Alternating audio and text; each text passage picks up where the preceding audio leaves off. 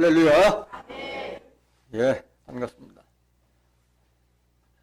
고린도전서 12장 27절에 기록되어 있기를 너희는 그리스도의 몸이요 지체의 각 부분이라 라고 기록되어 있습니다. 무슨 말이냐? 우리는 그리스도의 몸을 이루는 지체의 각 부분이라요.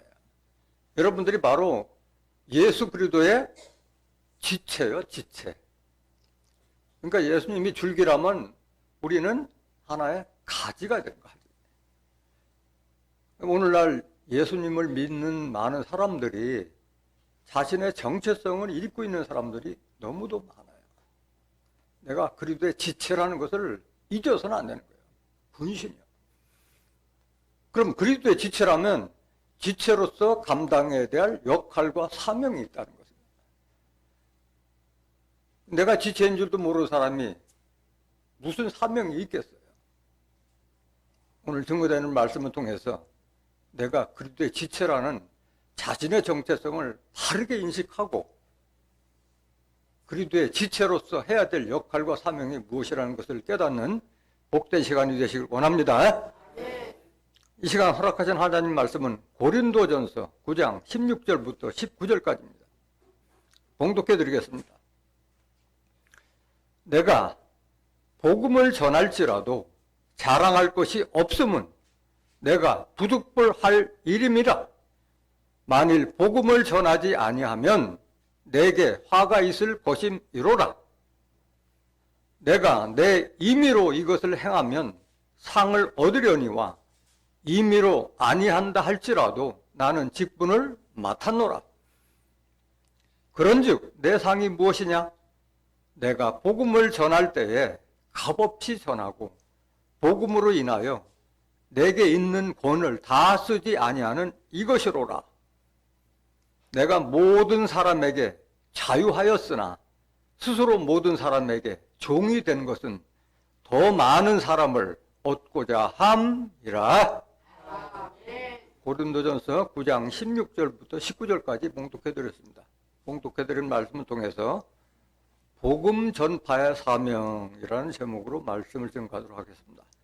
복음 전파의 사명. 서두에서도 말씀드렸듯이 내가 그리스도의 지체라면 나에겐 무슨 사명이 있다? 복음을 전파하는 사명이 있다. 그 직분을 하나님이, 예수님이 내게 주었다는 것을 인식하셔야 할 줄 믿습니다. 예수님이 이 땅에 왜 오셨느냐? 왜 오셨어요? 복음 전파로 오셨어요. 복음이라는 게 뭐예요? 복된 소식을 전하기 위해서 오셨잖아요. 하나님께서 우리에게 복시 주시고자 하는 핵심이 뭐예요?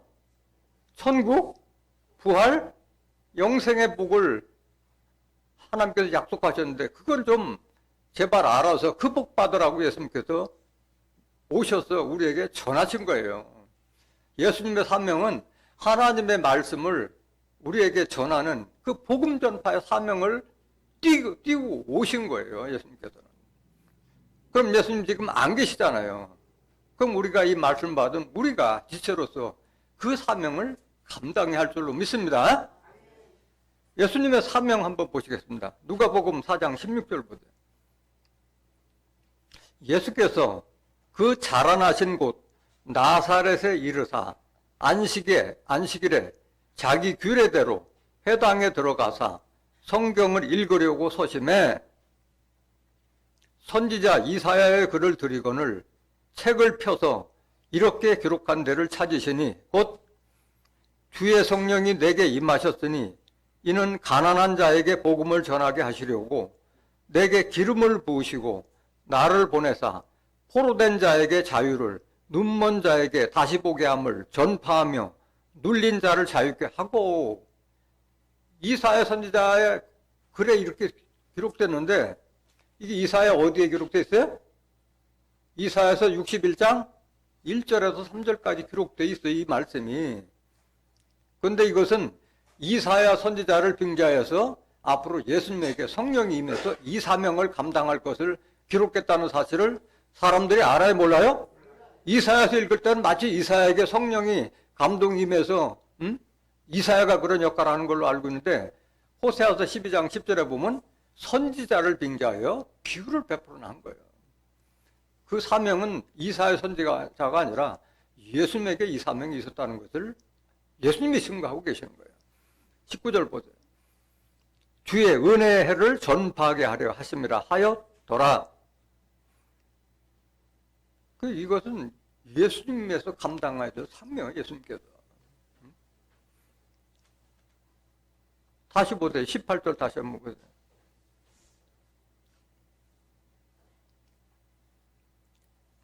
주의 성령이 내게 임하셨으니 이는 가난한 자에게 뭘 전하게 하시고 복음을 전하게 하시려고. 가난하다는 것은 육신적인 가난이 아니라 심령이 가난한 자를 말하고 있는 거예요.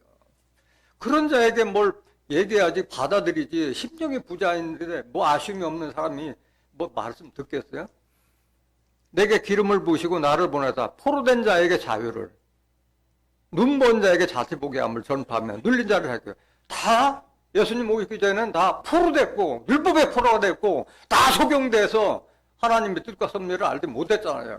율법에 있는 자들이 무슨 천국의 소망이 있었어요? 부활의 소망이 있었어요? 영생에 대한 섭리가 있었어요? 아무것도 모르잖아요. 그거를 전하시게도 오신 거예요. 복된 소식은. 43절 보세요. 누가복음 4장 43절. 예수께서 이르시되 내가 다른 동네에서도 하나님의 나라 복음을 전하여야 하려니, 예수님은 하나님의 나라 천국에 대한 증거하시기에 오신 거예요. 나는 이 일로 보내심을 입었노라 하시고, 이 일 때문에 오시요. 예수님은 천국에 대한 섭리가 이렇게 이루어지니 너희들은 하나님 말씀 듣고 이 천국의 복을 받으라고 지금 그 사명 감당하시러 오신 거예요. 44절. 갈릴리 여러 회당에서 전도하시더라. 전도의 사명 받고 오실 거예요. 예수님께서 왜 제자들을 택했어요? 복음 전파하기 위해서 제자들을 택해서 권능을 주셔서 보낸 거예요. 예수님께서. 마태복음 10장 1절 보세요. 예수께서 그 12 제자를 부르사 더러운 귀신을 쫓아내며 모든 병과 모든 약한 것을 고치는 권능을 주시니라. 이런 권능을 부여해 준 거 왜 줬느냐? 복음 전파하기 위해서 권능을 주신 거예요. 5절 보세요. 마태복음 10장 5절. 예수께서 이 12를 내어보내시며 명하여 가라사대 이방의 길로도 가지 말고 사마리아인의 고을에도 들어가지 말고 차라리 이스라엘 집에 잃어버린 양에게로 가라. 왜 가라고 한 거예요? 복음 전파로 가라. 이거 복음 전파로. 가서 어떻게 하느냐? 12절 보세요. 마태복음 10장 12절. 또 그 집에 들어가면 평안하기를 빌라. 평안은 주로 복된 소식을 받으니까 평안해지잖아요. 복된 소식. 평안을 빌라. 계속 보세요. 그 집이 이에 합당하면 너희 빈 평안이 거기 임할 것이요 만일 합당치 아니하면 그 평안이 너에게로 돌아올 것이니라. 그래서 복 받을 집이 있고 복을 거절하는 집이 있는 거예요. 그럼 거절하면 그 복이 누구에게 돌아와? 복음 전파는 나에게 돌아온다는 걸 깨달아야 돼요. 여러분들이 말씀을 전파해보면 알지만 말씀을 전했을 때 내가 사는 거예요. 내가 사는 거예요. 계속 보세요. 14절. 누구든지 너희를 영접도 아니하고 너희 말을 듣지도 아니하거든 그 집이나 성에서 나가 너희 발에 먼지를 떨어버리라. 그 집에서 묻었던 먼지 다 털어버리라. 이게야 다. 그러니까 하나님과 예수님의 그 은혜를 받을 자가 있고 받지 못할 자가 있는 거예요. 그걸 그 섭리를 아셔야 돼요. 내가 노력한다 해서 다 되는 건 아닌 거예요. 복이 굴러온 복도 차버리는 자들이 있다는 거예요. 16절. 내가 진실로 너에게 이르노니 심판날에 소돔과 고모라 땅이 그 성보다 견디기 쉬우리라. 그러니까 이런 하나님의 복음을 거절하는 자들은 결국 소돔 고모라와 심판과 같은 그 심판을 받게 될 것을 예수님께서 말씀하신 거예요. 이건 저주잖아요, 예수님이. 그러니까 복을 받을 자가 있고 차버린 자가 있다니까. 어쩔 수 없는 거예요. 16절 보세요. 마태복음 10장. 보라 내가 너희를 보냄이 양을 이리 가운데 보냄과 같도다. 그러므로 너희는 뱀같이 지혜롭고 비둘기같이 순결하라. 지금도 전도가 어렵지만 예수님 때는 더 어렵잖아요. 전부 다 율법에 다 쪄들어 있는 애들. 마치 이리 때 속에 양을 보냄과 같다 이거예요, 제자들. 그런 권능을 줬어도 예수님의 제자들이 마치 이리 때 속에 양, 먹이거리밖에 안 될 그런 입장이면서도 보낸 거예요. 그러면서 당부한 것은 뱀같이 지혜롭고 비둘기같이 순결하라. 뱀들이 얼마나 지혜로워요. 여기 뱀은 겨다는 뱀이 아니라 뱀은 바로 용, 뱀, 마귀, 사단이라고 했잖아요. 그들이 얼마만큼 갖은 수단과 방법을 다 동원해서라도 하잖아요. 그런데 그렇게 남을 꿰거나 그런 악랄한 심보로 지옥에 판결을 받기 위해서 부르는 것이 아니라 순결한 마음으로 하나님의 복을 받게 하는 그 마음으로 전하라. 근데 방법은 그 뱀같이 좀 지혜롭게 좀 해라 이거야. 생각도 좀 해서 해보라 이거지. 예수님께서 그 십자가 지시고 부활하셔서 마지막 당부하신 부탁이 뭐예요? 복음 전파라고 전파하신 거예요. 오늘 장로님께서 묵도 시간에 말씀하셨던 그 말씀이 그거예요. 예수님의 부탁은 마지막까지도 온 세상에 나가서 많은 사람들 다 세례를 주고 내 제자가 되게 하라고 그걸 강조하고 나중에 승천하신 거예요. 마태복음 28장 18절 보세요. 예수께서 나와 일러 가라사대 하늘과 땅의 모든 것을 내게 주셨더니 이것은 살아 생전에 하신 말씀이에요? 부활 후에 하신 말씀이에요? 부활 후에 하신 말씀이에요? 부활 후에. 19절 그러므로 너희는 가서 모든 족속으로 제자를 삼아 아버지와 아들과 성령의 이름으로 세례를 주고 그러니까 국경이 없어요. 모든 족속에게 다 복음을 전파라는 말씀인 거예요. 모든 족속에게. 20절 내가 너희에게 분부한 모든 것을 가르쳐 지키게 하라. 볼지어다 내가 세상 끝날까지 너희와 항상 함께 있으리라 하시니라. 이 복음 전파는 부활하신 영이 내 마음속에 있는 내 마음속에 새 생명으로 거듭난 자가 복음 전파할 수 있는 거예요. 이런 것도 없는 자들은 내가 세상 끝날까지 너희와 함께 예수님은 영으로 계시기 때문에 영으로 계신 예수님이 내게 있을 때 복음 전파를 할 수 있는 거예요. 그것도 없는 자들은 복음 전파를 할 수도 없는 거예요. 성령이 임해야 되는 거예요. 성령. 하나님은 이 복음 전파가 얼마나 어렵고 힘들어요. 미련하잖아요. 왜 이걸 하나님은 이 미련한 복음 전파를 기뻐하느냐? 사람이 자기 지혜로 하나님을 알지 못하기 때문에 자기 지혜로만 하나님을 판단하려고 하니까 안 들으니까 미련한 방법이라도 좀 하라 이렇게 말씀하신 거예요. 고린도전서 1장 21절 보세요.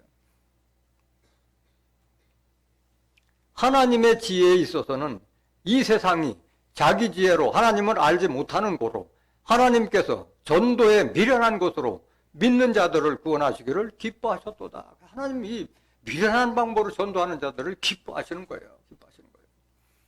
왜? 하나님께서 사람의 세상 지혜를 다 패버렸기 때문에 그런 거예요. 자기 지혜로 뭐 하버드 대학 뭐 박석, 석사, 박사 다 나와 있다 하더라도 하나님의 섭리를 깨달아요? 못 깨달아요? 자기 지혜로는 깨달을 수가 없는 거예요. 그러니까 지식이 높고 세상 지식이 높은 사람들이 특히 믿기가 어려운 거예요. 자기 지식과 자기 지혜로 하나님을 판단하려 들려니까 그게 어려운 거예요. 오늘 본문 말씀 보시겠습니다. 그래서 여러분들은 복음 전파에 대한 사명을 확실하게 인식하고 계셔야 돼요. 이건 꼭 사도 바울에 해당되는 문제가 아니잖아요. 지금 고린도전서는 사도 바울이 고린도 교인들에게 당부하는 말씀이잖아요. 편지로. 그건 그 고린도 교인들에게 해당되는 것이 아니라 오늘날 예수님을 믿는 우리에게 해당되는 말씀을 하고 있는 거예요. 내가 복음을 전할지라도 자랑할 것이 없음은 내가 부득불할 일임이라 만일 복음을 전하지 아니하면 내게 화가 있을 것임 이로라. 이 사명을 사도 바울은 깨달았기 때문에 이 말씀을 고백하는 거예요. 내가 복음을 전할 때도 자랑할 것이 없다. 내가 부득불할 일이나, 부득불이라는 뜻은 다른 말도 불갑을 어쩔 수 없이 하지 않으면 안 된다. 마땅히 해야 될 일입니다. 마땅히 해야 될 일입니다. 이게. 그거를 본인이 예를 들어서 복음 전파는 내가 마땅히 해야 될 일이라는 것을 깨닫지 못하는 사람은 무슨 전도를 할 수 있겠어요? 그걸 깨달아야 돼요. 내가 왜 이걸 마땅히 해야 되는 거를 알아야만이 전도를 하는 것이지. 또 만일 복음을 전하지 않으면 내게 뭐가 있을 것이다? 화가 있을 것이다. 하나님과 그리스도의 사랑과 은혜를 입었음에도 불구하고 복음을 전하지 아니하면 그 화가 내게 미칠 것을 사도 바울을 깨달았기 때문에 이 말씀을 전하고 있는 거예요. 왜 이 말씀을 사도 바울이 했느냐? 사도 바울 같이 혜택을 입은 사람이 없잖아요. 사도 바울 같이. 사도 바울은 예수 믿는 자들을 잡아주는데 앞장섰던 사람이었잖아요. 그런데 하나님의 일꾼으로 예수님께서 택해서 쓰신 자가 바로 사도 바울이었기 때문에 그거를 이렇게 표현한 거예요. 로마서 1장 1절 보세요. 사도 바울이 어떻게 사도가 됐느냐? 어떻게? 예수 그리스도의 종, 그리스도의 종이라고 했어요. 종. 난 종같이 따르겠다는 거예요. 따를 종자잖아요.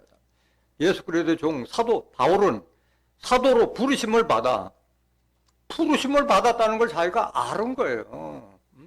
다메섹 도상에서 눈이 멀었는데 부활 예수를 만나서 눈 떴잖아요. 부르심을 받아 하나님의 복음을 위하여. 누구 복음? 하나님의 복음을 위하여 택정함을 입었으니 이걸 인식했기 때문에 그렇게 죽음을 불사하고 그 이스라엘을 떠나서 유럽 전역을 다니면서 전도를 했던 거잖아요. 내가 택정함을 입었다. 많은 사람 중에서 나를 택했다 하는 그거를 깨달았기 때문에 말씀하고 있는 거예요. 2절 보세요. 이 복음은 하나님이 선지자들로 말미암아 그의 아들에 관하여 성경에 미리 약속하신 것이라. 이 복음 자체는 하나님께서 우리에게 복주제라는 것은 선지자들로 말미암아 다 이 성경이 내게 대하여 증가하는 것이라고 그랬잖아요. 오늘 예수님의 사명도 이사야 선지자 61장, 이사야가 기록한 61장에 기록된 말씀이 바로 예수님에 대한 증거였잖아요. 그의 아들에 관하여 성경에 미리 약속하셨어요. 그 성경에 기록된 내용을 전파하는 것이 바로 복음 전파라는 거예요. 14절 보세요. 로마서 1장 14절. 헬라인이나 야만이나 지혜 있는 자나 어리석은 자에게 다 내가 빚진 자라. 이걸 인식한 거예요. 그 이스라엘 택한 이스라엘 족속이 아닌 헬라인이나 야만이나 지혜 있는 자나 어리석은 모든 자에게 내가 빚졌다. 여러분들 그런 생각하고 있는가요? 사도 바울 같이 내가 빚진 자다. 그 많은 어리석은 사람들 중에서 어떻게 나를 택해서 이 하나님의 섭리를 알게 했느냐? 그걸 깨달았기 때문에 내가 빚졌다고 지금 사도 바울은 이렇게 표하고 있는 거예요.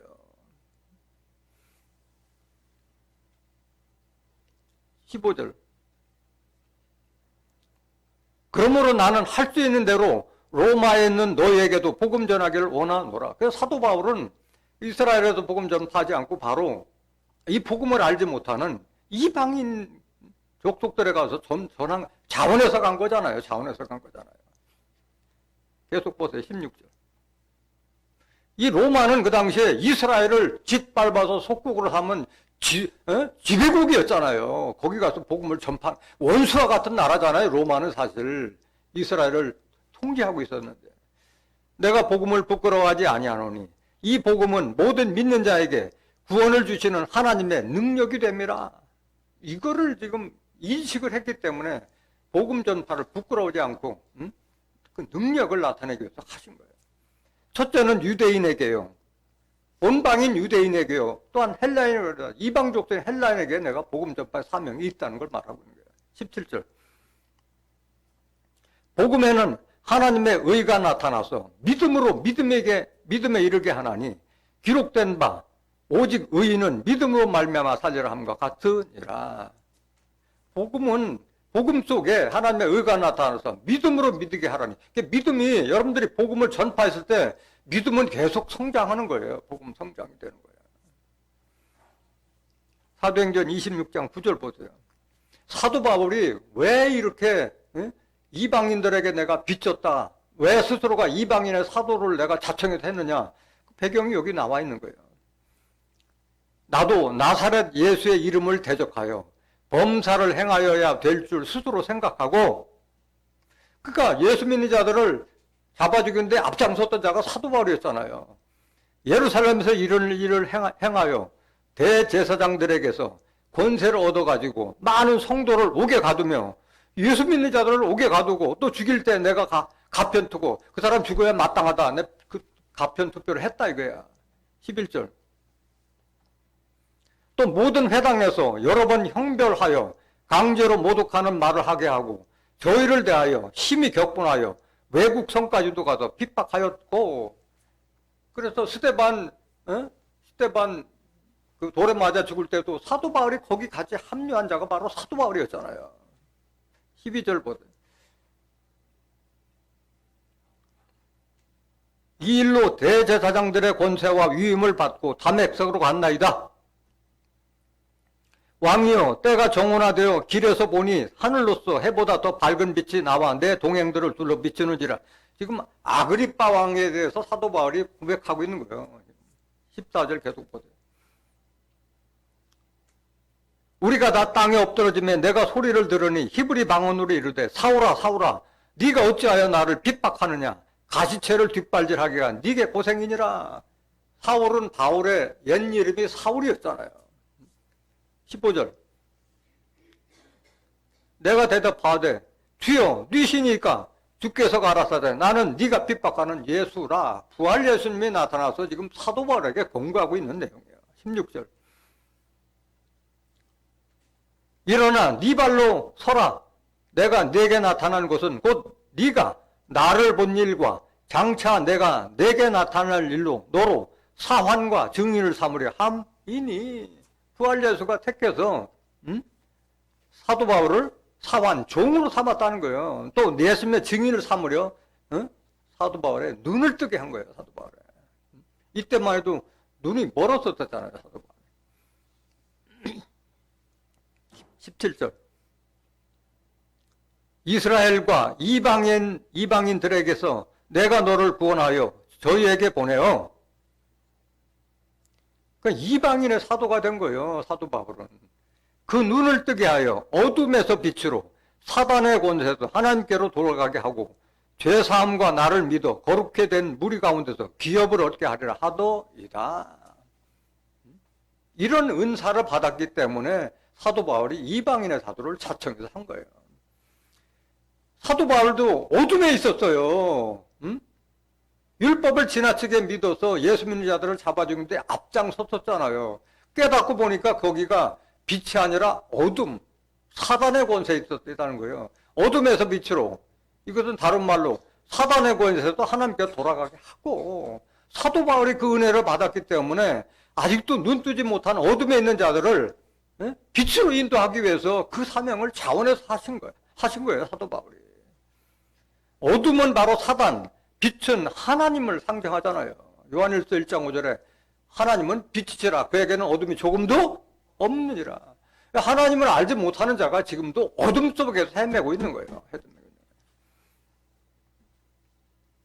이걸 인식을 하는 사람이었기 때문에 지금 그렇게 고백하고 있는 거예요. 에베소서 5장 8절 보세요. 너희가 전에는 어둠이더니 이제는 주 안에서 빛이라. 빛의 자녀들처럼 행하라. 빛을 받기 전에는 예수님도 빛으로 오셨고 하나님도 빛인데, 하나님과 예수님이 다 말씀으로 계신데 하나님과 예수님을 말씀으로 알기 전에는 다 어둠이었잖아요. 지금도 하나님과 예수님 믿으면서도 어둠에 있는 자들이 얼마나 많아요. 아직도 율법 속에 갇혀서 종이라 하고 죄인이라 하고 나그네로 하는 자들이 얼마나 많아요.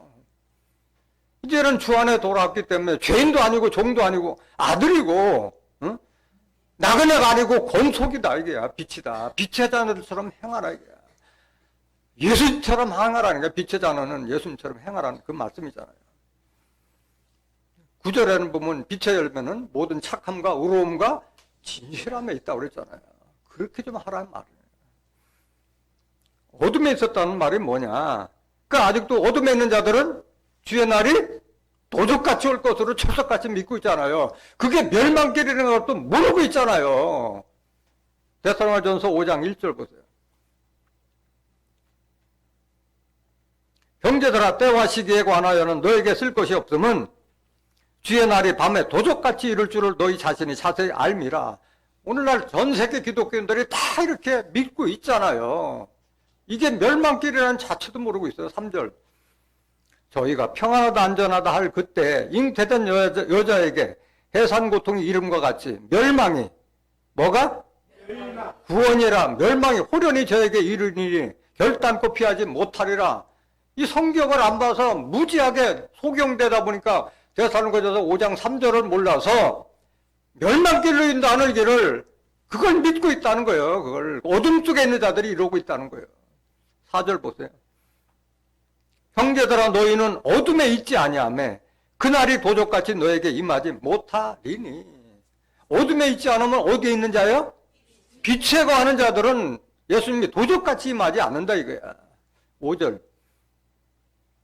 너희는 다 빛의 아들이요 낮의 아들이라. 우리가 밤이나 어둠에 속하지 아니하나니 그러므로 우리는 다른 이들과 같이 자지 말고 오직 깨어 근신할지라.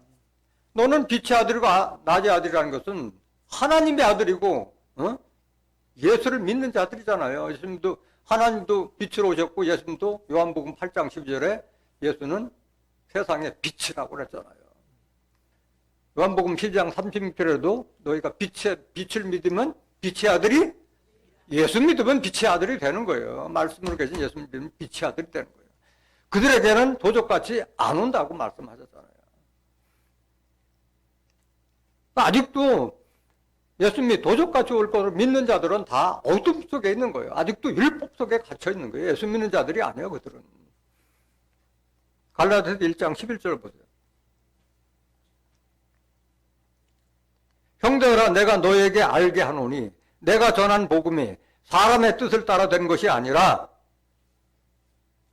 이는 내가 사람에게서 받은 것도 아니요 배운 것도 아니요 오직 예수 그리스도의 계시로 말미암은 것이라. 사도 바울이 복음은 예수 그리스도의 계시로 말미암은 것을 전했던 거예요. 누구한테 받은 게 아니잖아요. 사도 바울은 가말리아 문화에서 철저하게 율법을 배웠던 사람이잖아요. 율법주의자 중에 왕초와 같은 자가 사도 바울이었잖아요. 근데 사람이 부활 예수 만나면서 180도 바뀌어버린 거예요. 13절 보세요. 내가 이전에 유대교에 있을 때, 유대교에 있다는 것은 율법 믿는 유대교에 있을 때에 행한 일을 너희가 들었거니와 하나님의 교회를 심히 핍박하고 잔해하고 예수 믿는 자들 잡아 죽이는데 앞장섰기 때문에 이 말을 고백하는 거잖아. 14절. 내가 내 동족 중 여러 연갑자보다 유대교를 지나치게 믿어 내 조상의 유전에 대하여 더욱 열심히 있었으나 사도 바울 이전에 더 연장자도 많고 했었지만은 그들보다도 더 사도 바울은 특출나게 더 율법을 신봉했다는 거예요. 신봉했습니다. 더욱 열심히 했다 이거야. 15절. 그러나 내 어머니의 태로부터 나를 택정하시고 은혜로 나를 부르신 이가, 이걸 깨달은 거예요. 사도 바울은.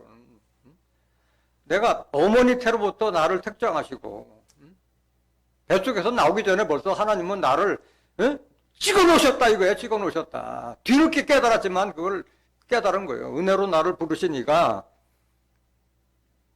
그 아들을 이방에 전하기 위하여 그를 내 속에 나타내시기를 기뻐하실 때 내가 곧 혈육과 의논하지 아니하고, 그러니까 자기 사명을 깨달은 자는 뭐 부모나 형제들한테 뭐 내가 이런 일을 안 하는 거예요. 자기가 이게 내가 맡은 사명이라고 생각하면은 혈육에 관계없이 자기 일을 가고 있는 거예요. 그 사명감. 또 나보다 먼저 된 사도된 자들을 만나려고 에루살렘으로 가지 아니하고 오직 아라비아로 갔다가 다시 다메섹으로 돌아간노라.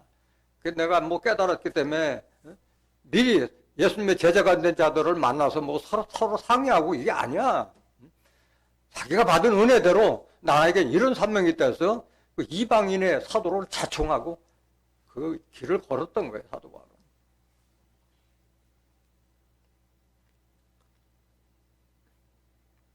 갈라디아서 2장 6절 보세요.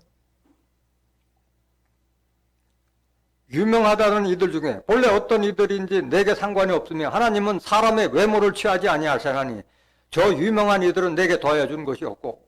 율법 믿는 자들 중에 유명한 자들이 얼마나 많았어요. 그리고 하나님은 그 외모로 사람을 취하지 않아요. 내가 하나님께서 보내신 예수님을 핍박하고 그랬던 자였는데 과거를 묻지 않고 나를 데려 쓰신 거라는 것을 사도 바울을 깨달은 거예요. 7절 보세요. 도리어 내가 무할례자에게 복음 전함을 맡기를 베드로가 할례자에게 맡음과 같이 한 것을 보고 베드로에게 역사하사 그를 할례자의 사도로 삼으신 이가 또한 내게 역사하사 나를 이방인에게 사도로 삼으셨느니라. 예수님의 다른 제자들은 다 할례자들, 율법 믿는 자들에 대한 사도가 됐지만 나는 이방인, 율법을 알지 못하는, 하나님과 그리스도를 알지 못하는 이방인들에게 복음을 전하기 위한 사도로 삼으셨다는 그 인식이 있었기 때문에 죽음을 불사하고 그 사명을 감당했던 거예요. 여러분들은 사도 바울이 이렇게 다른 이방 족속에게 내가 빚졌다고 생각하는데 여러분들은 누구에게 빚졌어요? 하나님한테 물론 빚졌지만은 직접적으로 빚진 자가 누구예요? 예수님한테 빚졌잖아요. 여러분들이 예수님한테 빚졌다는 생각을 못하는 사람은 전도할 수가 없는 거예요. 내가 예수님에게 빚졌다는 것을 인식한 자가 복음 전파의 사명을 감당하는 거예요. 아직도 그거를 깨닫지 못했다면은 다시 자기 사명을 다시 인식해야 돼요. 로마서 8장 12절 보세요. 그러므로 형제들아 우리가 빚진 자로 돼 육신에게 줘서 육신대로 살 것이 아니니라. 이거 깨달아야 돼요. 예수님한테 빚진 거예요. 왜? 예수님을 알기 전에는 우리가 율법 밑에서 다 육신대로 살았었던 자들이 있잖아요. 예수님께서 십자가 지심으로 인해서 그 율법의 몽에서 우리를 해방시켜줬기 때문에 빚졌다고 얘기하고 있는 거예요. 빚졌다고. 계속 보세요. 13절. 너희가 육신대로 살면 반드시 죽을 것이로되 영으로서 몸의 행실을 죽이면 살리니 무릇 하나님의 영으로 인도함을 받는 그들은 곧 하나님의 아들이라. 여러분들 종으로 있던 자들을 하나님의 말씀을 인도받아서 다 하나님의 아들의 명분을 다 받았잖아요. 또 그리도 함께 하나님의 후사가 되는 그 영광의 축복을 받았잖아요. 15절 보세요. 너희는 다시 무서워하는 종의 영을 받지 아니하였고 양자의 영을 받았으므로 아바 아버지라 부르짖느니라. 아직도 종의 영을 받아서 아직도 종노릇하는 율법 속에 갇힌 자들이 얼마나 많아요. 예수 믿으면서도. 그런데 여러분들 하나님의 영으로 인도받아서 하나님의 아들의 권세를 얻었고 축복을 지금 약속하고 계시잖아요. 16절 보세요. 성령이 친히 우리 영으로 더불어 우리가 하나님의 자녀인 것을 증거하시나니 자녀이면 또한 후사 곧 하나님의 후사요 그리도 함께 한 후사니 우리가 그와 함께 영광을 받기 위하여 고난도 함께 받아야 될 것이니라. 고난도 함께 해야지 영광도 따르는 거지 달콤한 것만 바라면 안 되잖아요. 이 전도 복음 전파가 쉬운 게 아니잖아요. 조롱도 받고 핍박도 받고 멸시도 받고 하지만은 내가 그리스도의 지체로서 맡은 직분이 자랑스럽게 생각해야지 할 수 있는 거지. 18절 보세요. 생각건대 현재의 권한은 장차 우리에게 나타날 영광과 좋게 비교할 수 없도다. 이런 은혜와 축복을 깨달은 자가 복음 전파를 할 수 있는 거예요. 그게 무슨 빚을 졌느냐? 예수님이 우리를 죄와 사망으로 인도하는 그 율법에서 해방시켰기 때문에 우리가 빚졌다고 하는 거예요. 로마서 8장 1절 보세요. 그러므로 이제 그리스도 예수 안에 있는 자에게는 결코 정죄함이 없나니 이는 그리스도 예수 안에 있는 생명의 성령의 법이 죄와 사망의 법에서 너를 해방하였음이라. 이걸 깨달은 자들은 죄인이라고 하지 않잖아요. 그리스도의 말씀 안에 있으면 죄라고 정할 게 없다 이게야. 왜? 죄와 사망의 법. 무슨 법? 율법에서 너를 해방하였기 때문에 이제는 죄인이 아니다. 예수님이 자기가 자기 육체로 율법을 폐했잖아요. 에베소서 2장 14절부터 16절에. 그 폐했기 때문에 우리가 율법에서 해방됐잖아요. 고린도서 15장 56절 보세요. 사망에 쏘는 것은 죄요. 죄의 권능은 율법이라 이 법에서 우리를 해방시켜줬잖아요. 사망이 지하는 것은 죄요. 죄의 권능은 율법이 있는 한 죄를 짓지 않을 수 없고 그 죄 때문에 사망까지 이르는 법이 율법이잖아요. 그 율법을 폐해버렸다는 거예요. 그래서 예수님의 십자가의 보혈은 우리를 죄와 사망의 법에서 해방시켜주는 공로라는 거예요. 그래서 빚졌다는 거예요. 고린도서 5장 14절 보세요. 그래서 우리는 예수님께서 십자가 진 왜 십자가 지셨나를 잘 깨달아야 돼요. 그리스도의 사랑이 우리를 강권하시는도다. 우리가 생각건대 한 사람이 모든 사람을 대신하여 죽었은즉 모든 사람이 죽은 것이라. 비록 예수님 혼자서 십자가를 졌지만은 우리를 대신해서 죽었고 예수님 십자가 질 때 우리의 옛사람도 같이 죽었다 이거를 깨달아는 거예요. 이것은 로마서 6장 3절부터 7절까지 잘 기록되어 있잖아요. 너희가 그리스도와 함께 세례받은 줄을 왜 알지 못하느냐? 예수와 함께 십자가 세례받은 걸 왜 알지 못하느냐? 그 말씀하시고 있는 거예요. 15절. 저가 모든 사람을 대신하여 죽으심은 산자들로 하여금 다시는 저희 자신을 위하여 살지 않고 오직 저희를 대신하여 죽었다가 다시 사신 자를 위하여 살게 하려 함이니라. 이게 십자가의 보혈의 공로를 깨달은 자의 사명인 거예요. 예수님께서 우리를 대신하여 죽였기 때문에 예수님을 대신해서 하나님 나라의 일을 전파하는 복음의 사명을 감당하는 것이 바로 그리스도의 사람들이 해야 될 마땅한 일이라는 것을 말하고 있는 거예요.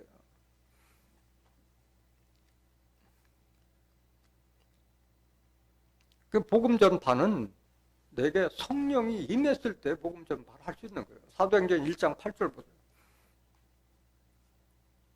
오직 성령이 너에게 임하시면 너희가 권능을 받고 예루살렘과 온 유대와 사마리아 땅끝까지 이르러 내 증인이 되리라 하시니라. 성령이 임했을 때 내게 권세와 능력을 내가 받게 되고 그렇게 되면 예루살렘뿐만 아니라 유대와 사마리아 온 세상 땅끝까지 이르러 예수의 증인이 될 것을 말씀하신 거예요. 성령이 있어야 되는 거예요. 이때 말하는 이때 성령은 그 당시에 있었던 성령은 불같은 성령을 말하는 거잖아요. 예수님께서 비둘기 같은 성령을 받았었지만은 그 성령은 예수님의 제자들에게 전달이 되지 않았었잖아요. 그래서 이 불같은 성령 받고 기독교가 얼마만큼 부흥하고 성장했었어요. 근데 그 불같은 성령 받은 그 성령 가지고는 열매가 됐어요? 안 됐어요? 안 됐고 다 죽었잖아요. 다 죽었잖아요. 앞으로도 계속 그 불같은 성령 받은 사람들은 결국은 죽을 수밖에 없잖아요. 사도행전 2장 1절 보세요. 오순절 날이 이미 이름에 저희가 다 같이 한 곳에 모였더니 호련히 하늘로부터 급하고 강한 바람 같은 소리가 있어 저희 앉은 온 집에 가득하며 불에 혀같이 갈라지는 것이 저희에게 보여 각 사람 위에 이마에 있던 이게 불같은 성령이요. 4절. 저희가 다 성령의 충만함을 받고 성령이 말하게 하심을 따라 다른 방언으로 말하기를 시작하니라. 이때 방언이 터져서 기사와 이적도 행하고 또 예수를 보지 못한 자들이 순교까지 하고 그러므로 기독교가 탄생되고 성장했던 거예요. 그런데 이 불같은 성령 가지고서는 열매가 되지 않았어요. 고린도전서 14장 19절 보세요. 그러나 교회에서 네가 남을 가르치기 위하여 깨달은 마음으로 5마디 말을 한 것이 1만 마디 방언으로 말하는 것보다 나으니라. 방언을 받고 불같은 성령, 불같은 성령 받고 방언을 말해도 성경을 알아요, 몰라요? 몰라요. 5마디 말도 못해. 깨달은 말도 5마디. 그게 방언 1만 마디 방언보다 5마디 깨달은 말이 더 낫다고 말씀하신 거예요. 다시 받아야 될 성령이 있는 거예요. 불같은 성령이 아니라 정작 받아야 될 성령. 깨달은 마음 5마디가 아니라 성경 전체를 통달할 수 있는 그 성령을 받아야만 되는데 그걸 아직도 받지 못하고 있다는 거예요. 이 성령이 바로 우리가 꼭 받아야 될 진리의 성령을 말하고 계시는 거예요. 그 진리의 성령이 오실 것을 누가 증거했어요? 예수님이 증거했는데도 그 자체를 모르고 있는 거예요. 요한복음 16장 12절 보세요. 내가 아직도 너에게 이를 것이 많으나 지금은 너희가 감당치 못하리라. 그러나 진리의 성령이 오시면 그가 너희를 모든 진리 가운데로 인도하시리니 그가 자유로 말하지 않고 오직 듣는 것을 말하시며 장래일을 너에게 알리시리라. 그 진리의 성령이 오시면은 모든 진리까지 창세부터 계시록의 섭리를 다 알려준다. 앞으로 이룰 장래일을 다 알려주신다.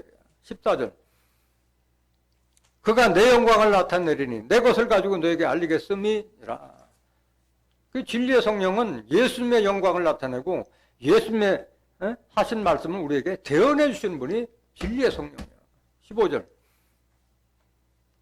무릇 아버지께 있는 것은 다 내 것이라. 그러므로 내가 말하기를 그가 내 것을 가지고 너에게 알리라 하였노라. 그래서 예수님께서 하나님께 받은 모든 것을 다 알려주시는 분이 바로 진리의 성령, 대언의 영이라는 것을 깨닫기 원합니다.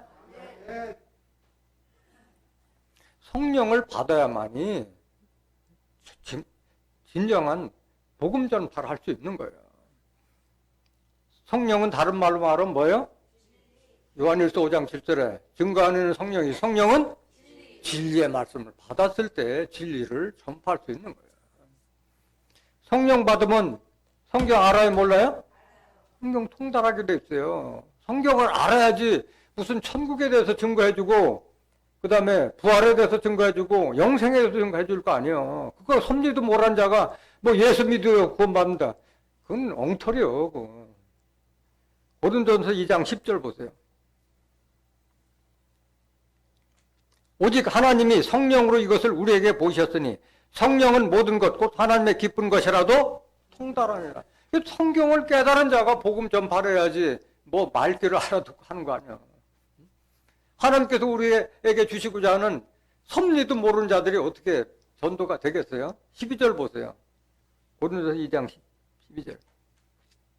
우리가 세상의 영을 받지 아니하고 오직 하나님께로 온 영을 받았으니 이는 우리로 하여금 하나님께서 우리에게 은혜로 주신 것들을 알게 하려 하심이라.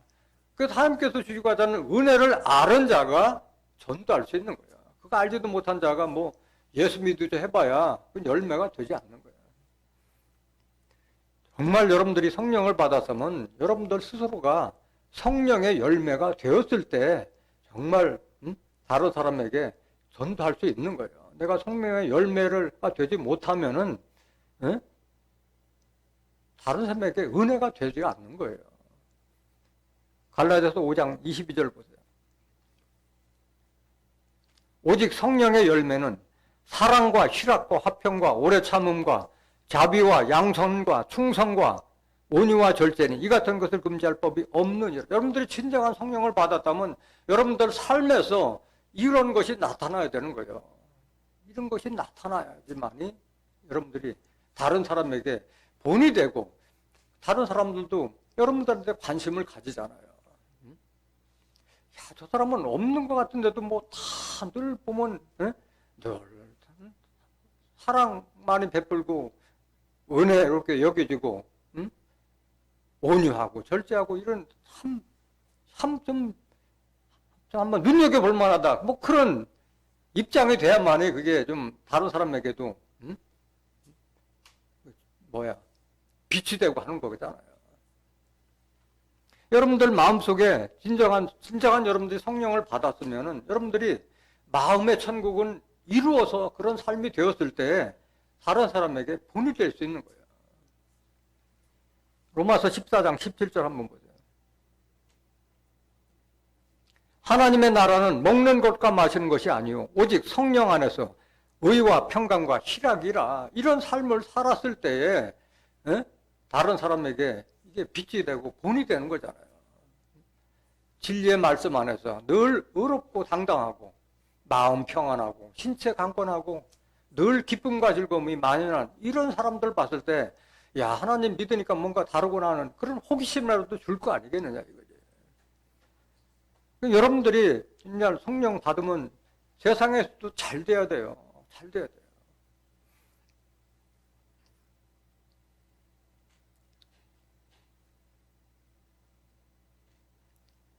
그래서 율법 안에 있을 때는 진정한 열매가 안 되잖아요. 지금도 마찬가지예요. 뭐 교회 보면 몇천 명, 몇만 명이 나는 건 그건 중요하지 않아요. 다 죽을 자들이기 때문에 그거는 소용이 없는 거예요. 정말 여러분들이 거둘 열매는 영생의 열매를 거두는 것이지 사망의 열매를 거두는 자들이 아니었잖아요. 지금 율법 속에서 매인 자들이 뭐 수만 명을 전도했는들 다 죽음의 길밖에 없는 거예요. 그들은. 로마서 6장 19절 보세요.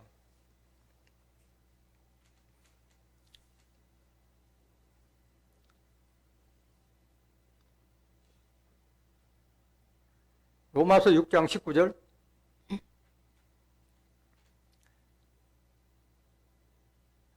(20절) 로마서 6장 20절. 너희가 죄의 종이 되었을 때에는 의에 대하여 자유하였느니라. 다 지금도 율법 밑에서 죄인 노릇하고 종 노릇하고 있잖아요. 의에 대해서는 뭐 누가 의인이다 하면은 저거 이단 아니야 이렇게 보잖아요. 다 죄인이라고 하고 있으니까. 21절. 너희가 그때 무슨 열매를 얻었느냐? 너희들이 죄인하고 종 노릇할 때 무슨 열매가 있느냐? 이제는 너희가 그 일을 부끄러워하나니 이는 그 마지막이 뭐야? 사망의 열매요. 사망의 열매. 하나도 부러울 거 없어요. 숫자만 하더라도 부러울 게 없는 거예요. 여러분들이 거둬야 될 열매는 영생의 열매예요. 요한복음 4장 36절 보세요.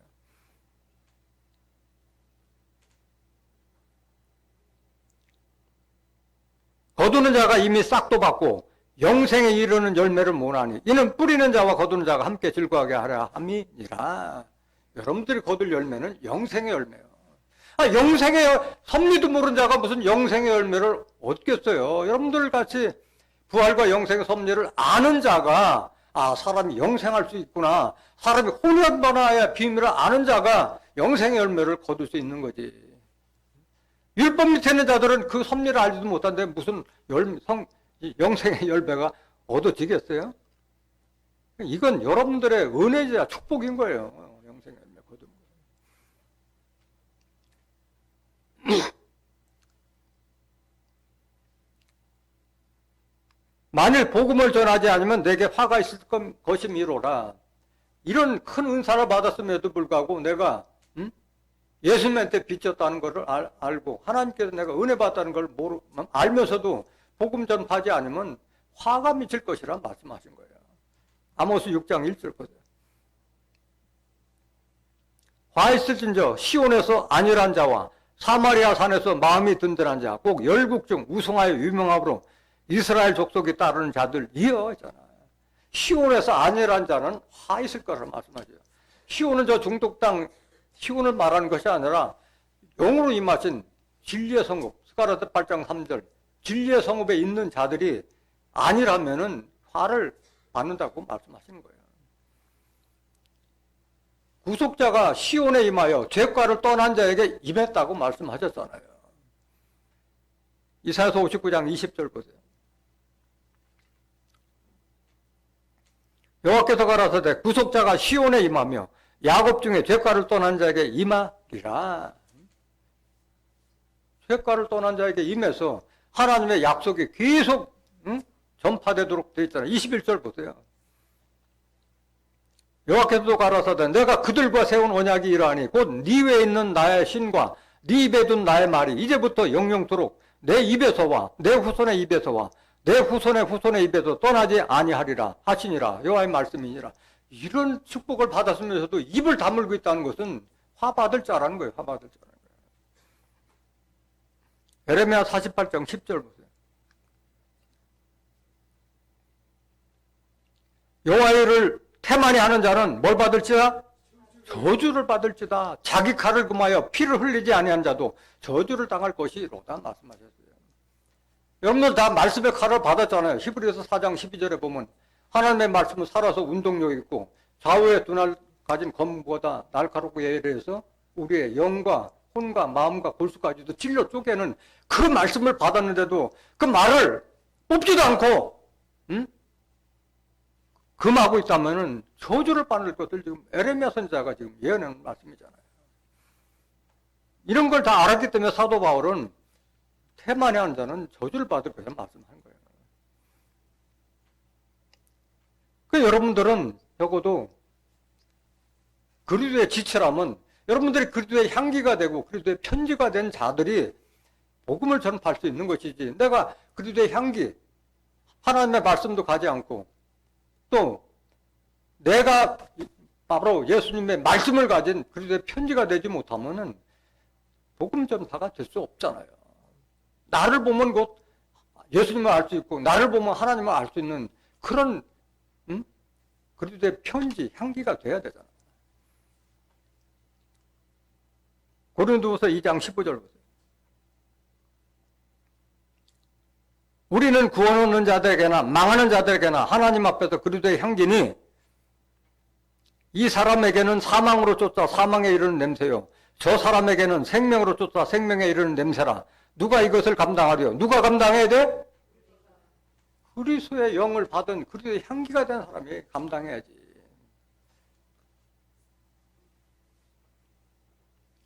이 향기가 된다는 것은 바로 하나님의 말씀을 혼잡스럽게 하지 말고 하나님께 받은 대로 그대로 전할 수 있는 것이 바로 향기가 되는 거예요. 17절 보세요. 우리는 수다한 사람과 같이 하나님의 말씀을 혼잡하게 아니하고 곧 순전함으로 하나님께 받은 것까지 하나님 앞에서와 그리스도 안에서 말하는 이자가 바로 그리스도의 향기가 되는 거예요. 오늘날 하나님의 말씀을 도둑질해가지고 혼잡하게 많은 그런 목자들이 얼마나 많으냐 이거야. 그런 자들과 같아서는 안 되는 거예요. 고린도서 3장 3절. 너희는 우리로 말미암아 나타난 그리스도의 편지니 이는 먹으로 쓴 것이 아니요 오직 살아계신 하나님의 영으로 한 것이며 또 돌비에 쓴 것이 아니요 오직 육에 신비한 것이라. 하나님의 말씀, 예수님의 말씀이 내 신부 속에 감춘 자가 복음을 전파할 수 있는 거예요. 먼저 복음 전파하기 전에 내가 그리스도의 향기가 되고 그리스도의 편지가 우선 돼야 되는 거예요. 오늘 고린도전서 9장 17절 보세요.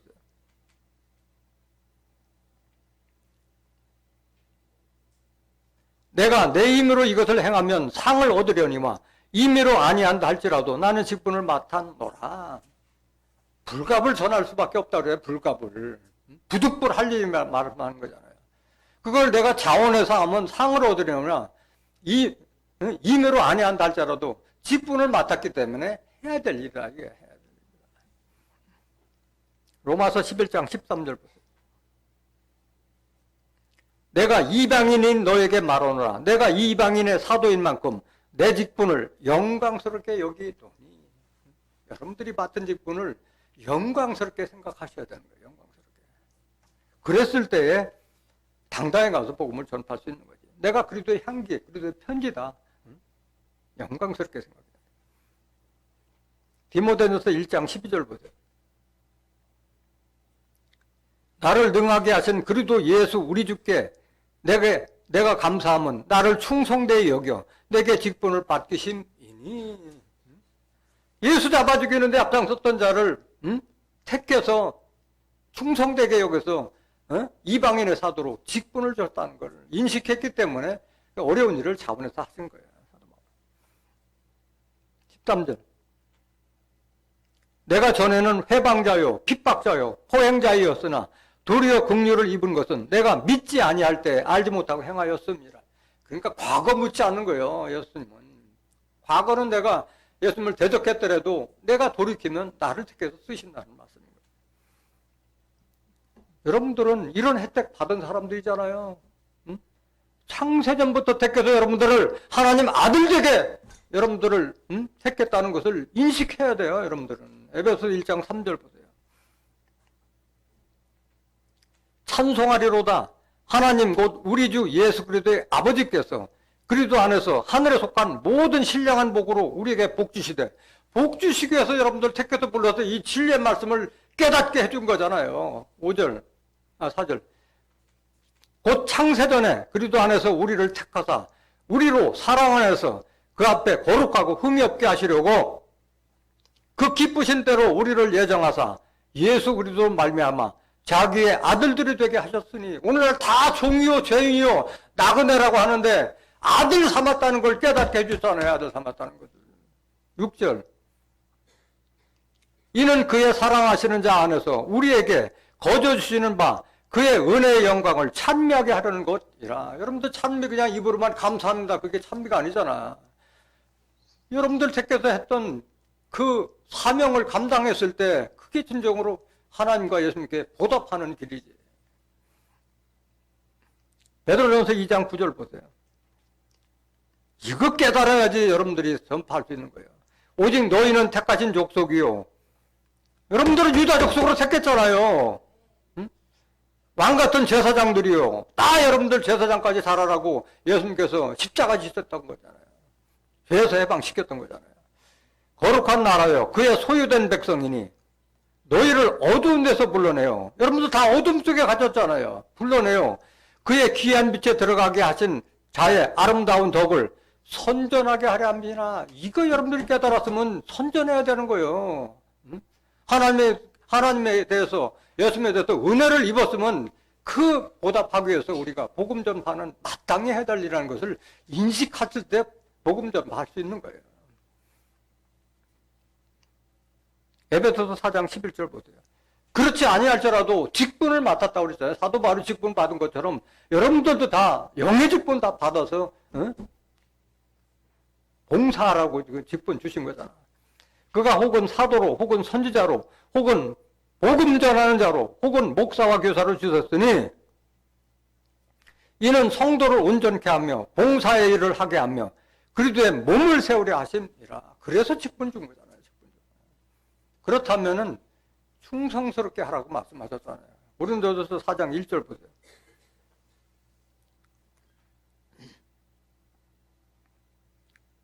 하나님 앞과 산자와 죽은 자를 심판하실 그리스도 예수 앞에서 그의, 고린도전서 4장 1절.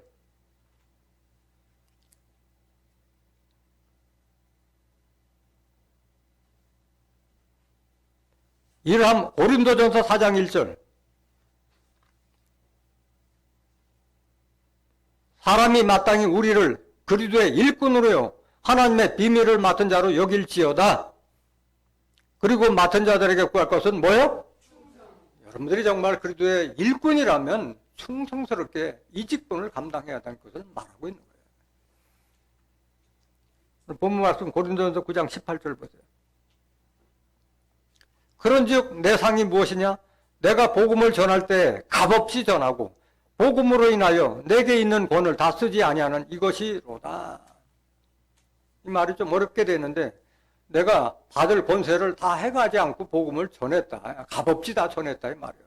공동번역 한번 보여주세요. 공동번역. 그러니 나에게 무슨 보수가 있겠습니까?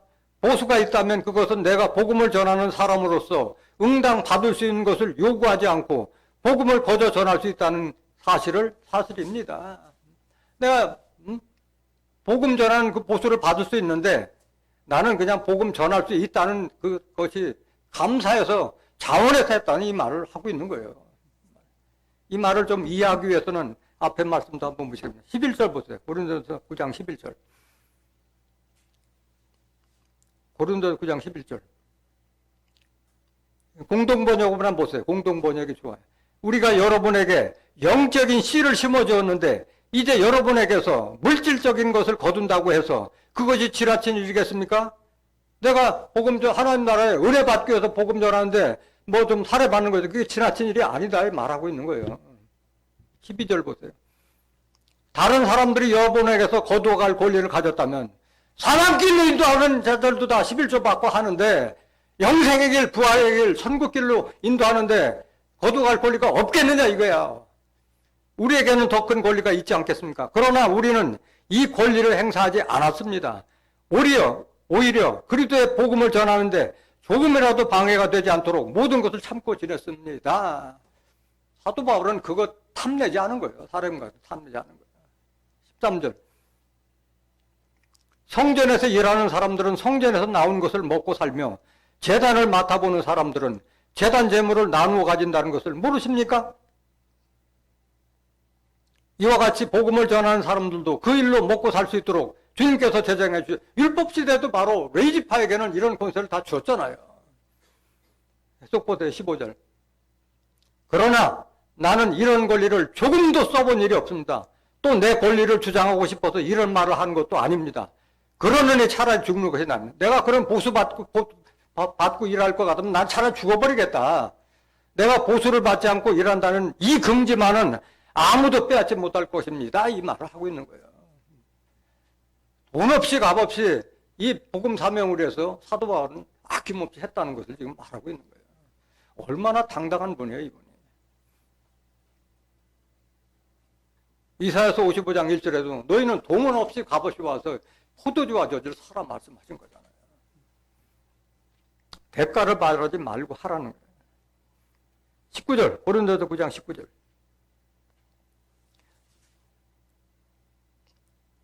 고린도전서 9장 19절. 아니, 운동군장 말고. 내가 모든 사람에게 자유하였으나 스스로 모든 사람에게 종이 된 것은 더 많은 사람을 얻고자 함이라. 아니, 자유할 수 없다. 떳떳하잖아요. 뭐가 사도 바울이 무슨 남한테 돈 받아가지고 한 것도 아니기 때문에 자유한 거예요. 자유한 거야. 그런데 종이 된 것은 스스로가 내가 낮추고 겸손하게 했던 것은 많은 사람을 얻기 위해서 그렇게 했다 말씀하신 거예요. 예수님께서 이건 당부하셨잖아요. 너희가 스스로 크고자 하면 낮아지고 겸손하라고 말씀하셨잖아요. 마태복음 20장 26절 한번 보세요. 너희 중에는 그렇지 아니하니 너희 중에 누구든지 크고자 하는 자는 너희를 섬기는 자가 되고 너희 중에 누구든지 으뜸이 되고자 하는 자는 너희 종이 되어야 하리라. 스스로 섬기고 낮춰야만이 사람도 얻을 수 있고 더 큰 자가 될 수 있다는 말씀하시는 거예요. 28절. 인자가 온 것은 섬김을 받으려 함이 아니라 도리어 섬기려 하고 자기 목숨을 많은 사람의 대속물로 주려 함이니라. 자기 목숨까지도 아끼지 않고 주신 분이 예수님이잖아요. 이 은혜를 우리가 알았다면 우리가 지체로서 이 사명을 감당해야 될 것을 지금 사도 바울이 우리에게 알려주시는 거예요. 고린도전서 9장 20절 보세요.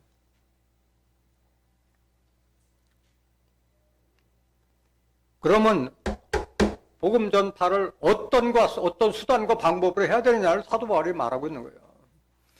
유대인들에게는 내가 유대인과 같이 된 것은 유대인들을 얻고자 하며 율법 아래에 있는 자들에게는 내가 율법 아래에 있지 아니하나 율법 아래에 있는 자같이 된 것은 율법 아래에 있는 자들을 얻고자 함이요.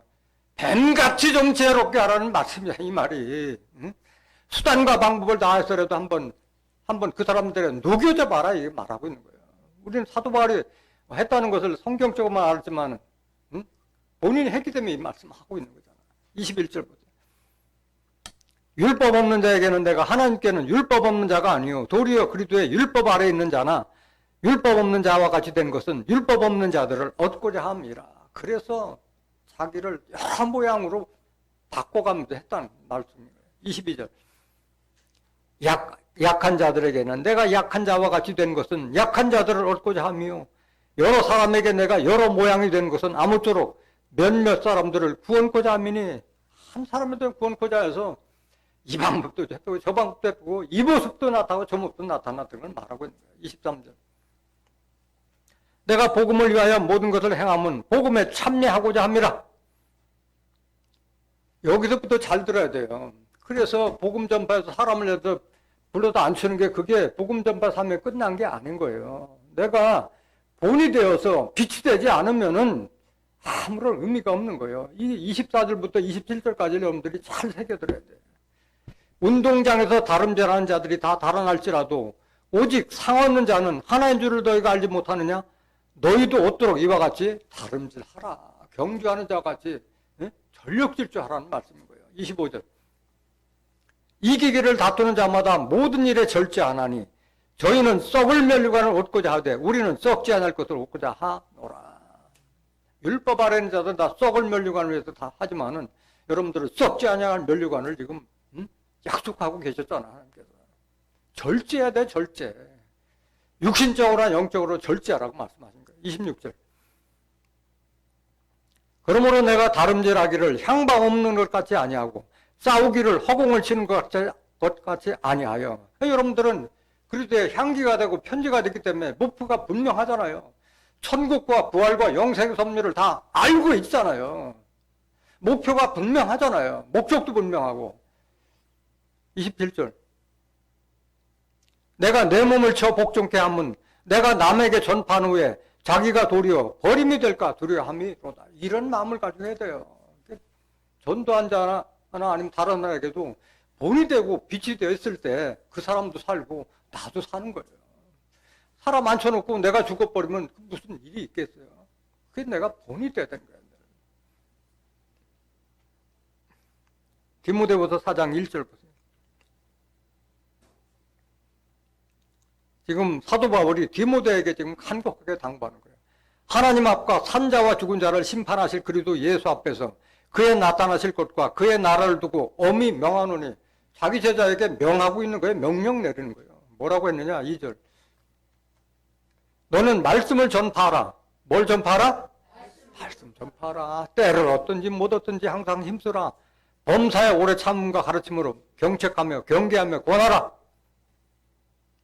때가 이르니니 사람이 바른 교훈을 받지 아니하며 귀가 가려워서 자기 사욕을 쫓을 스승을 많이 두고. 지금 예수 믿는 자들이 다 용, 뱀, 마귀, 사단 밑에도 다 다른 교훈 받고 있잖아. 4절. 또 그 길을 진리에서 돌이켜 허탄한 얘기를 쫓으리라. 그러나 너는 모든 일에 근신하여 고난을 받으며 전도인의 일을 하며. 무슨 일을 하며? 전도인 일을 하며 내 직무를 따라. 이걸 여러분들이 인식해야 돼요. 6절. 관제와 같이 벌써 내가 부음이 되고 나의 떠날 기약이 가까웠도다. 그것도 자기 죽을 걸 알고 있었던 거예요. 7절. 내가 선한 싸움을 싸우고 나의 달려갈 길을 마치고 믿음을 지켰으니. 내가 이방인의 사도로서 그 숱한 고난을 역경하면서 복음 전파를 위해서 싸웠다고 말씀하시는 거예요. 8절. 이제 후로는 나를 위하여 의의 면류관이 예비되었으므로 주 곧 의로우신 재판장이 그날에 내게 주실 것이니 내가만 아니라 주의 나타나심을 사모하는 모든 자에게니라. 이런 복음 전파의 사명을 감당하는 자에게 의의 면류관이 예비됐다는 걸 말하고 있는 거예요. 여러분들 면류관 받으려면 어디서 일해야 돼요? 시온과 예루살렘에서 일해야 되잖아요. 이사야 62장 3절에 보면 너는 하나님의 면류관, 하나님의 왕관이 될 것이라고 약속하고 계시잖아요. 여러분들에게. 여러분들이 정말 제대로 전도가 되기 위해서는 여러분들 스스로가 앞에서 계속 설명드렸지만은 여러분들이 그리스도의 향기, 그리스도의 편지로서 본이 됐을 때에 아름다운 열매는 저절로 맺게 되는 거예요. 내가 좋은 나무가 되지 못하면 좋은 열매를 맺을 수가 없는 거예요. 마태복음 7장 16절. 그의 열매로 그들을 알지니 가시나무에서 포도를 또는 엉겅퀴에서 무화과를 따겠느냐? 이와 같이 좋은 나무마다 아름다운 열매를 맺고 못된 나무가 나쁜 열매를 맺나니 좋은 나무가 나쁜 열매를 맺을 수 없고 못된 나무가 아름다운 열매를 맺을 수 없느니라. 아름다운 열매를 맺지 아니한 나무마다 찍혀 불에 던지우느니라. 이게 복음 전파를 하지 않으면은 결국은 불쏘시개밖에 안 된다는 말씀인 거예요. 20절. 이름으로 그의 열매로 그들을 알리라. 그래서 그 사람의 판단은 그 사람의 열매를 보고 판단하는 거예요. 여러분들 열매를 맺기 위해서는 그리스도의 온전한 지체가 됐을 때 열매를 맺는 것이지 그리스도를 떠나서는 열매를 맺을 수 없는 거예요. 요한복음 15장 4절 보세요. 내 안에 거하라. 나도 너희 안에 거하리라. 가지가 포도나무에 붙어 있지 아니하면 절로 가시를 맺을 수 없음 같이 너희도 내 안에 있지 아니하면 그러하리라. 나는 포도나무요 너희는 가지니 저가 내 안에 내가 저 안에 있으면 이 사람은 과실을 많이 맺나니 나를 떠나서는 너희가 아무것도 할 수 없음이라. 여러분들이 온전한 그리스도의 지체가 되었을 때 열매를 맺을 수 있는 거예요. 8절 보세요. 요한복음 15장 8절. 너희가 과실을 많이 맺으면 내 아버지께서 영광을 받으실 것이요 너희가 내 제자가 되리라. 그리스도의 참된 제자는 열매가 있을 때 제자가 되고 열매가 있는 자가 하나님 나라도 유업받을 수 있는 거예요. 마지막 구절 마태복음 21장 43절. 그러므로 내가 너에게 이르노니 하나님의 나라를 너희는 빼앗기고 그 나라에 열매 맺는 백성이 받으리라. 하나님 나라는 누가 받아요? 열매 맺는 백성이 받는 거예요. 농사 짓는 자들이 받는 게 아니에요. 투수꾼들이 받는 거예요. 투수꾼들이. 앞에 다 읽어보시면 알 수 있어요. 오늘 여러분들 스스로가 오늘 본문 말씀을 통해서 내가 그리스도의 지체라는 것을 인식하고 그 다음에 지체자로서의 사명을 깨달은 여러분들은 자원해서 예수님을 대신해서 천국 복음을 전파해서 영생의 열매를 거두어서 하나님께 영광 돌리고 그리스도의 참 제자가 되시기를 예수 그리스도의 이름으로 간절히 축원합니다. 말씀 마치겠습니다.